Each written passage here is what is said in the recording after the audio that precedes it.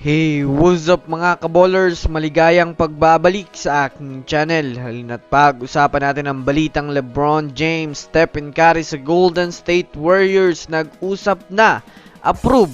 Tara na't pag-usapan natin yan dito sa Basketball Hotshots.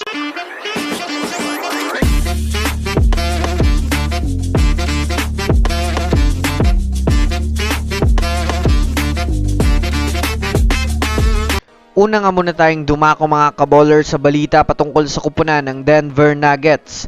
Marami nga po sa ngayon mga kaballers ang nagsasabing Denver Nuggets pa rin nga daw ang magkakampyon ngayong season. Well, kung susumadayan nga natin mga kaballers, maganda pa rin naman nga po ang pinapakitang performance ng Denver Nuggets ngayon sa liga.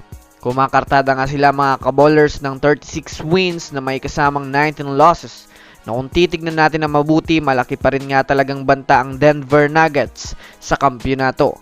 Kahit man nga po nawala sa kanila si Bruce Brown, ay hindi pa rin natin may tatanggi na parang wala naman nga pong nabago sa kanilang rotation at hindi rin naman sila nabawasan ng lakas. Ayon nga po mga kaballers sa mga NBA analyst ng ESPN, mayroon nga daw 70% ang Nuggets para magkampiyon elite ngayong season. Basta't hindi lang nga daw mga kaballers mabawasan ng power big 3 nila na sina Jamal Murray, Michael Porter at Nikola Jokic kagaya na ma-injury o ma-out for the season. Samantala, dumako naman tayo mga kaballers sa balita patungkol sa kupunan ng Golden State Warriors. Sa pagtatapos nga po mga kaballers ng All-Star break ay hindi pa rin nga po mga kaballers humuhupa ang mainit na usap-usapan sa paglipat na LeBron James sa Warriors next season. Ito ay dahil na rin naman mga kaballers sa spotted nga daw si LeBron James at Stephen Curry na nag-uusap sa locker room ng nakaraang All-Star game. Ayon pa nga po mga kaballers sa inilabas ng mga epic photos sa social media, napaiwalay nga po mga kaballers na magkasama sa isang hallway si LeBron James at Stephen Curry na para bang may pinag-uusapan.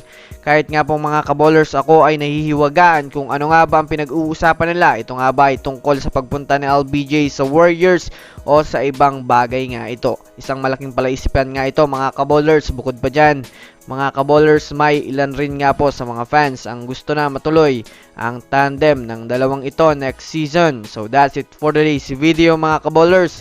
Yan lang ang ating pag-uusapan sa ngayon. Pindutin ang subscribe and hit nyo na rin ang notification bell para sa mga susunod na updates sa mundo ng basketball. Again, this is Basketball Hotshots. Thanks for watching.